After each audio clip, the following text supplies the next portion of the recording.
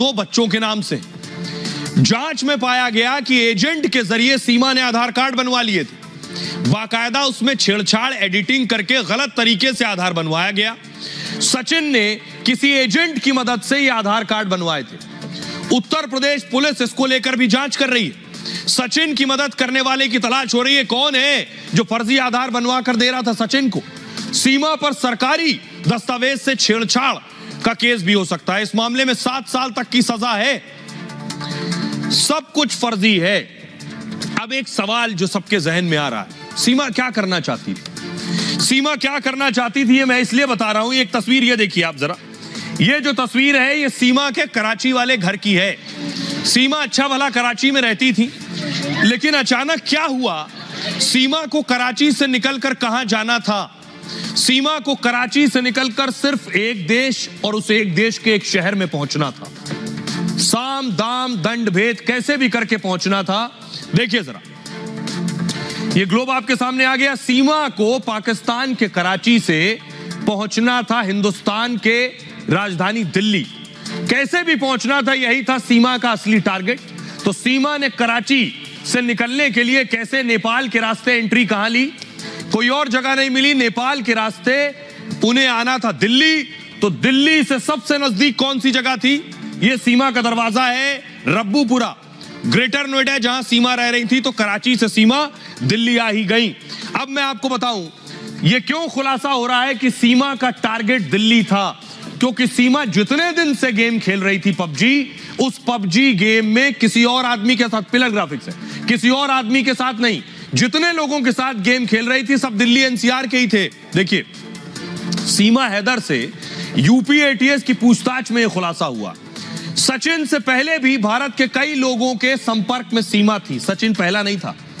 सीमा Haider gaming app के जरिए कई युवाओं के संपर्क में थी। बड़ी बात, ज्यादातर युवा दिल्ली एनसीआर के रहने वाले थे। आखिर क्यों? कोई बिल्हौर का, बांदा का, बदायूं का, मुजफ्फरपुर का क्यों नहीं था? सीमा पबजी ऐप से युवाओं से जुड़ी हुई थी। गेम खेलते खेलते सीमा इन लोगों के संपर्क में आ गई। एटीएस को शक है कि सीमा ने कई युवाओं से फोन पर बात की। एटीएस इन युवाओं के बारे में जानकारी जुटा रही है। आखिर दिल्ली एनसीआर के कितने लोगों के संपर्क में सीमा थी? एटीएस इसके लिए गेमिंग ऐप एक्सपर्ट्स की मदद ले रही है। कितने युवक सीमा के साथ पबजी खेल रहे थे? क्या मंशा थी, क्या साजिश थी सीमा की? पहले इन युवाओं की तलाश की जाएगी, उसके बाद एटीएस इन लोगों से पूछताछ कर सकती है सीमा की हाजिर जवाबी से। एटीएस टीम हैरान है। सीमा हर सवाल का नपातुला जवाब दे रही है। यही वजह है कि एटीएस को लग रहा है क्या सीमा पूरी प्लानिंग के साथ सब कुछ कर रही है। हर सवाल का जवाब उसके पास है। सुनिए जरा, सीमा ने खुद माना कि वो पबजी खेलती थी और पबजी के जरिए सचिन से बात कर रही थी। लेकिन उस शख्स को भी सुनवाने जा रहा हूं जिसके साथ सीमा पबजी खेलती थी, वो दूसरा युवक है।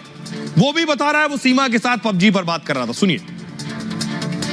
शुरू में तो ये मेरे 2020 में हमारी बात हुई। शुरू में ये मेरे लिए इतने इम्पोर्टेंट नहीं थे सचिन।